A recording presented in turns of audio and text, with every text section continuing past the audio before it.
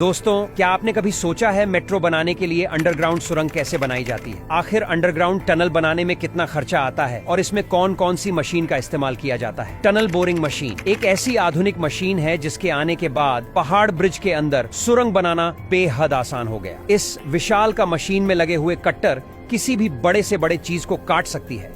चलिए जानते हैं आखिर इस मशीन से कैसे बनाए जाते हैं underground metro tunnel. Metro line के लिए अंडरग्राउंड सुरंग कैसे बनाई जाती है? टनल बोरिंग मशीन के इस्तेमाल से। शहरी क्षेत्रों में जनसंख्या और वाहनों की संख्या लगातार बढ़ रही है। ऐसे में सड़कों पर यातायात की समस्या को दूर करने के लिए अंडरग्राउंड मेट्रो लाइन बनाना एक बेहतर विकल्प है। लेकिन शहरों के भीतर अंडरग्राउंड सुरंग बनाना एक बहुत बड़ी चुनौती है। इसके लिए एक विशेष मशीन का इस्तेमाल किया जाता है जिसे टनल बोरिंग मशीन कहा जाता है। टनल बोरिंग मशीन एक विशालकाय मशीन है जिसका वजन कई 100 टन होता है। इसमें कई घटक होते हैं जैसे cutting head, screw conveyor, grout system, hydraulic jacking system और ऑपरेटर कंट्रोल केबिन। यह मशीन धीरे धीरे आगे बढ़ती है और अपने रास्ते में आने वाली मिट्टी और पत्थर को काट कर हटा देती है।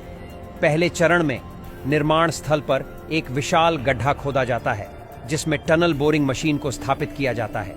इसके बाद मशीन के घटकों को जोड़ा जाता है और इसे चालू किया जाता है।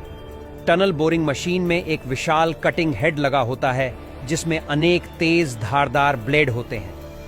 यह कटिंग हेड धीरे धीरे घूमता रहता है और अपने आगे की मिट्टी और पत्थरों को काट कर हटाता है।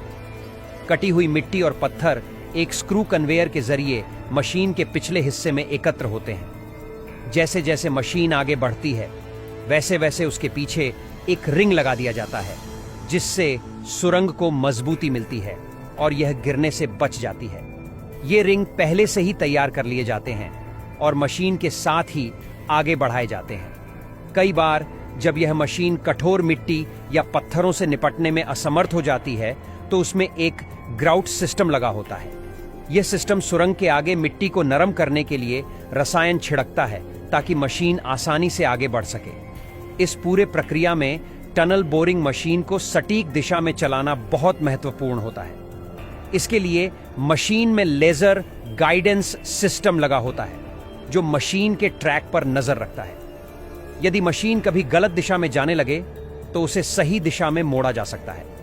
सुरंग बनाने का यह पूरा कार्य काफी धीमी गति से होता है। एक दिन में मशीन सिर्फ कुछ ही मीटर की दूरी तय कर पाती है। इसलिए मेट्रो लाइन का निर्माण काफी समय लेता है। मशीन के आगे बढ़ने के साथ साथ उसके पीछे विभिन्न सिस्टम जैसे वेंटिलेशन, पाइपलाइन और बिजली की आपूर्ति भी लगाई जाती है।